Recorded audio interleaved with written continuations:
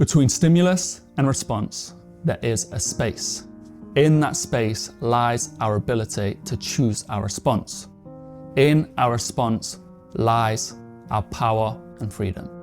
That is a quote by Viktor Frankl, who is the founder of logotherapy and author of the best-selling Man's Search for Meaning, which is a book on Viktor Frankl's time and experiences at the Nazi concentration camps. It has gone down in the US as one of the top 10 most influential books of all time. So the three parts are the three A's: awareness, assessment, and action. It is in the second part, in the assessment, where you create your narrative.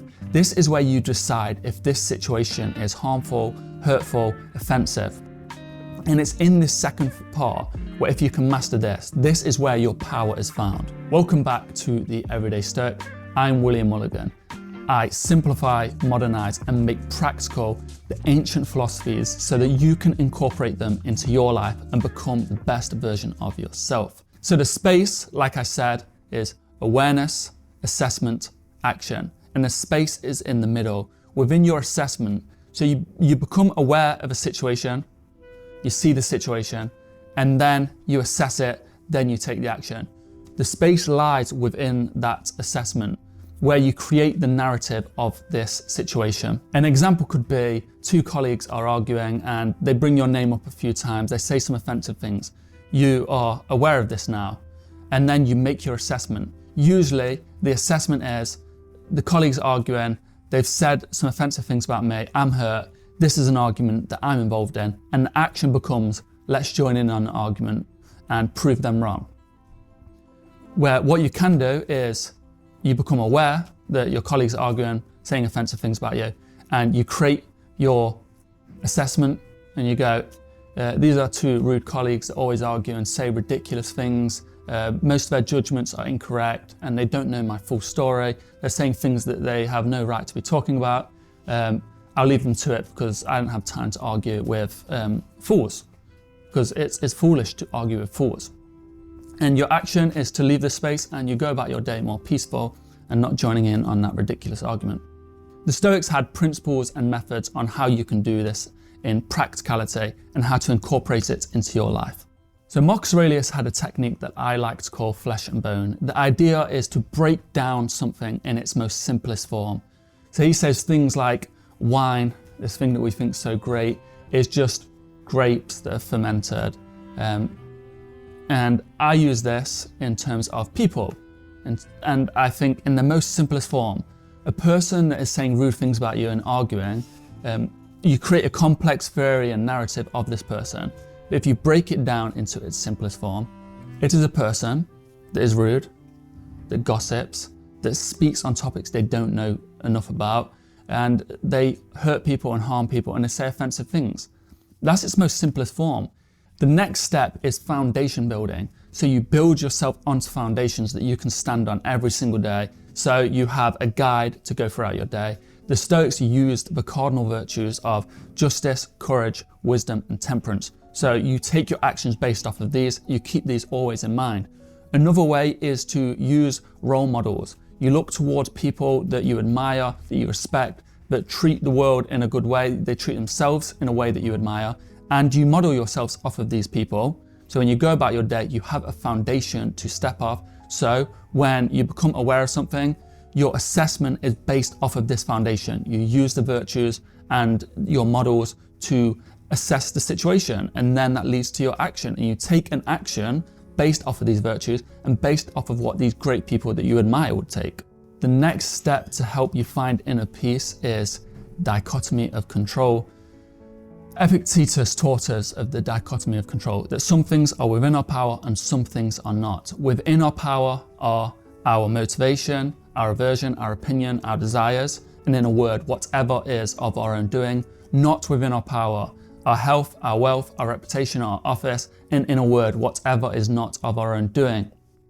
When you understand the dichotomy of control, you understand that people arguing is out of your control. The weather is out of your control. Traffic out of your control.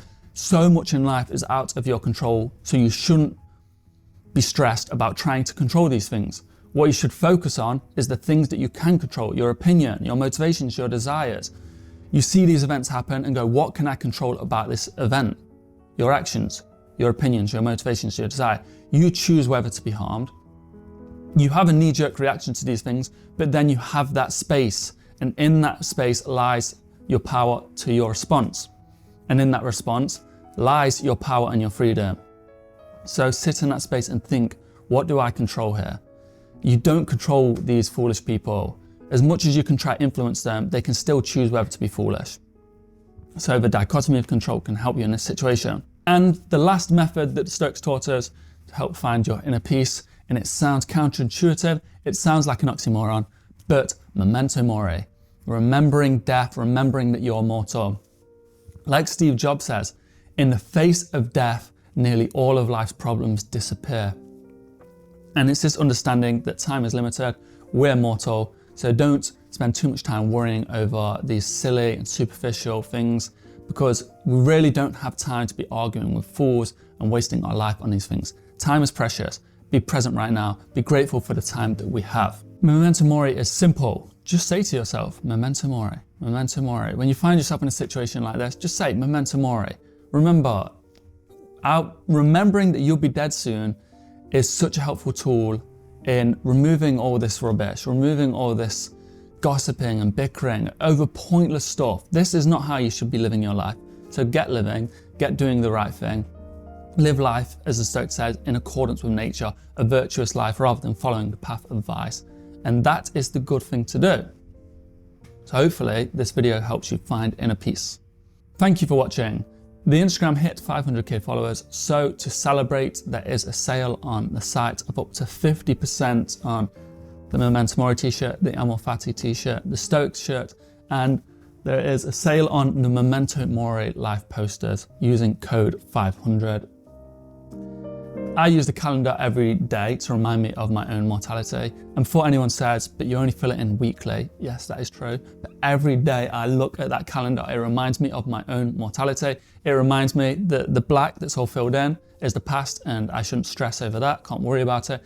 And all the white that's not filled in is the future. There's no point being anxious on the future that we don't know what's going to happen, we have no control over.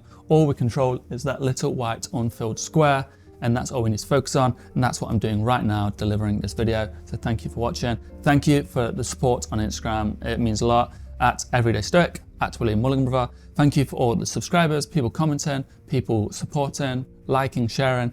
Thank you to the YouTube members, and you can become a YouTube member by joining below. If you made it this far, like I do in every single video, I have a little thing at the end.